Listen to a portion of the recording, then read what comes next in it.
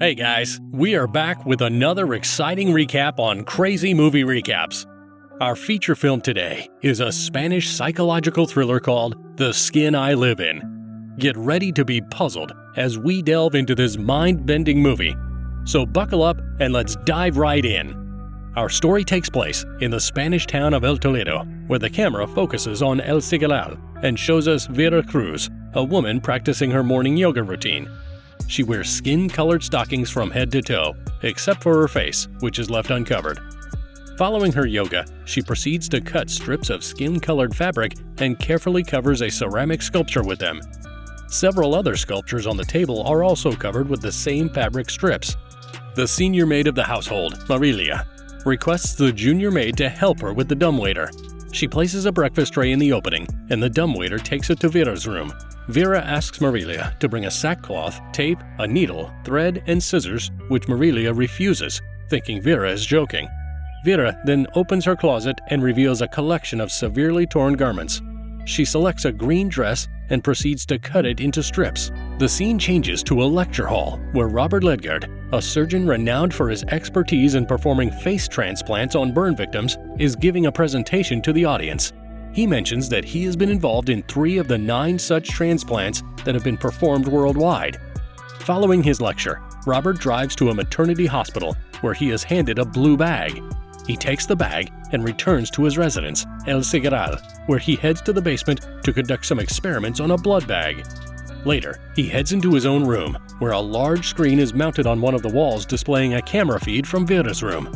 Robert proceeds to retrieve some opium from one of his cabinets for Vera, then enters her room, only to discover that she has cuts on her wrists and under her breasts. There are also a few papers nearby indicating that Vera attempted suicide. Robert transports Vera to a surgical theater located within the house and tends to her wounds. During the process, Vera inquires about the duration of her recovery, to which Robert responds that her skin is still too delicate. Vera expresses her desire to die, but Robert believes that she is only pretending. He explains that if she genuinely wanted to die, she would have made a more deliberate attempt. At the request of Robert, Marilia brings blood from a live animal in the morning, which he uses to create synthetic skin in his laboratory. Robert then uses his synthetic skin to cover Vera's scarred skin caused by a suicide attempt. He assures Vera that the skin won't burn, and his promise proves to be true, as even a blowtorch does not harm the covered skin. However, when the blowtorch passes over another part of her skin, it gets damaged. Later, Robert is seen at a medical conference giving a presentation to a group of attendees about his latest invention, a synthetic skin that is highly resistant to burns and insect bites. The product is named after his late wife, Gal, who died in a car accident due to burns. He goes on to explain how his experiments on hairless mice have been successful, and he believes the synthetic skin is ready for human trials. After the conference, Robert has a private meeting with a senior colleague who expresses interest in his approach. Upon disclosing that his technique involved transgenesis, the colleague expressed concern regarding the etherical implications and advised him to stop the practice, warning him that he may have to inform the scientific community otherwise. However, Robert reassures the colleague's concerns by explaining that it was a personal undertaking to honor his deceased wife.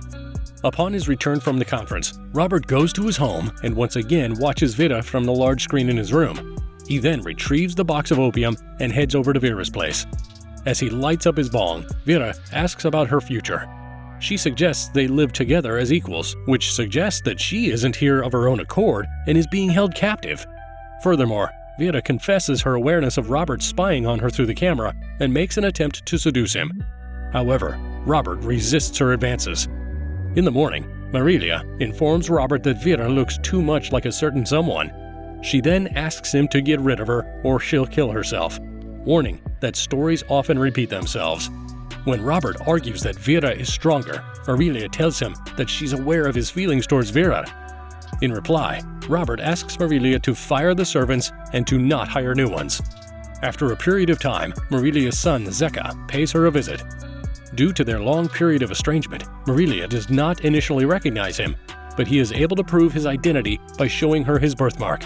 Despite being on the run from the law, Zeka forces his way into Robert's home. He intends to persuade Robert to give him a new face. Marilia objects, stating that Robert would never agree to such a request after what Zeka has done. However, When Zeka spots Vera on one of the security cameras, he persuades Marilia to give him the keys and he breaks into her room. After unlocking the door, a struggle ensues between Vera and Zeka, and he begins having his way with her body. Vera resists, which surprises Zeka, prompting him to say she used to be driven crazy by him. Fortunately, Robert arrives at the scene with a gun, and Marilia wishes he'd kill them both. However, Robert kills only Zeka and embraces Vera. After the chaos, Vera has a conversation with Marilia. Marilia reveals that Zeka and Robert were half-brothers, born to different fathers. Robert was the offspring of Mr. Ledgard, while Zeka was the child of a servant who ran away. Despite taking divergent paths in life,